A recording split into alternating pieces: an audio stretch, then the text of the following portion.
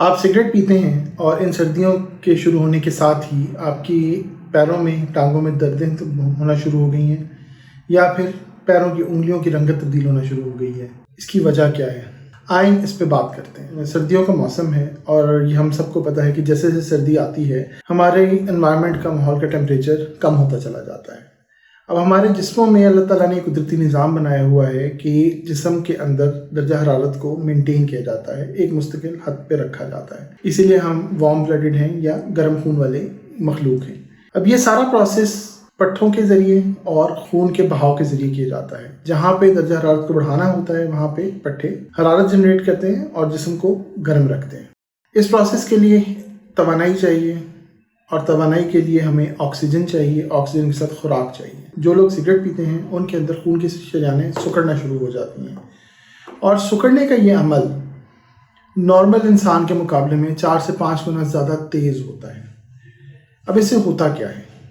اس سے یہ ہوتا ہے کہ خون کی شریانیں سکڑ رہی ہیں اور ایک وقت ایسا آتا ہے کہ وہ اس حد تک سکڑ جاتی ہیں کہ نارمل یا گرم موسم کے اندر بمشکل جسم کی توانائی کی ضروریات پوری کر رہی ہوتی ہیں۔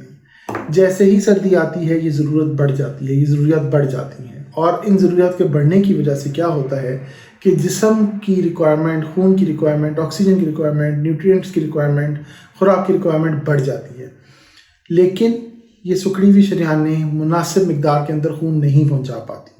جب خون نہیں پہنچتا تو کیا ہوتا ہے؟ جب خون نہیں پہنچتا تو وہی ہوتا ہے جو ایک ہارٹ اٹیک میں ہوتا ہے کہ جب دل کو پراپر خون نہیں پہنچتا، انجائنا ہوتا ہے، دل کی درد ہوتی ہے، سینے میں درد ہوتی ہے، دل یہ بتاتا ہے کہ میرے پاس خون کی کمی ہے، مجھے خوراک نہیں پہنچ رہی، مجھے آکسیجن نہیں مل رہی۔ یہی کام ٹانگوں میں بھی ہوتا ہے۔ ٹانگوں کے پٹھے یہ بتاتے ہیں درد کی صورت کے اندر، کام کرنا بند کر کے یہ بتاتے ہیں۔ یہ لوگ جب چلنے کی کوشش کرتے ہیں سردیوں میں تو کیا ہوتا ہے کہ پہلے جو گرمیوں میں 1 کلومیٹر 500 میٹر آرام سے چل لیتے تھے، یہ فاصلہ بہت کم ہو جاتا ہے۔ کس طرح کم ہوتا ہے کہ جب وہ کچھ فاصلہ چلتے ہیں تو ان کے گھٹنوں کے نیچے پنڈلی والے حصے کے اندر، ان پٹھوں کے اندر درد شروع ہو جاتی ہے، اور یہ درد اتنی شدید ہوتی ہے کہ ان کو رکنے پر مجبور کر دیتی ہے۔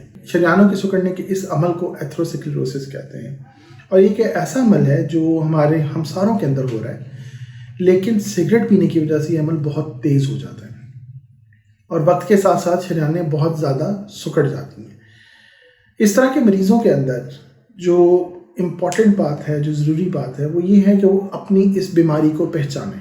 اگر وہ اس بیماری کو پہچان لیتے ہیں تو پھر یہ کہ بر وقت وہ اپنے قریبی ڈاکٹر کو، اینڈوکرینالوجسٹ کو، سرجن کو، ویسکولر سرجن کو دکھا سکتے ہیں۔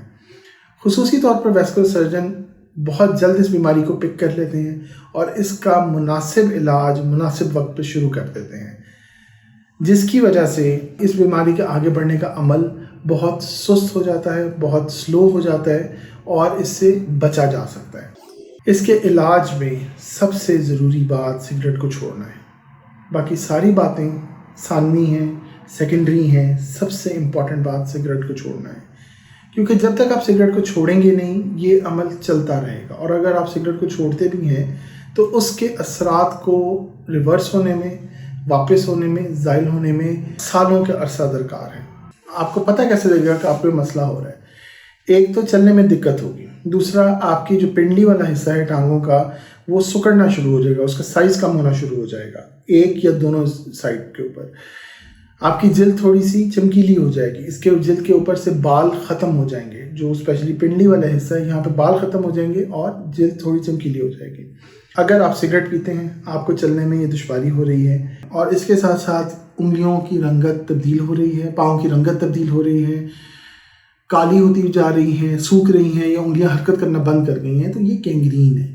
اگر آپ میں یہ علامات ہیں اور آپ نے اس کو اگنور کیا تو یہ بیماری خطرناک حد تک بڑھ سکتی ہے۔ تو جتنی جلدی ممکن ہے سگریٹ چھوڑیے اور اپنے قریبی ویسکولر سرجن سے رابطہ کیجیے تاکہ آپ کا بر وقت علاج شروع کیا جا سکے اور آپ کی ٹانگوں کو بچایا جا سکے۔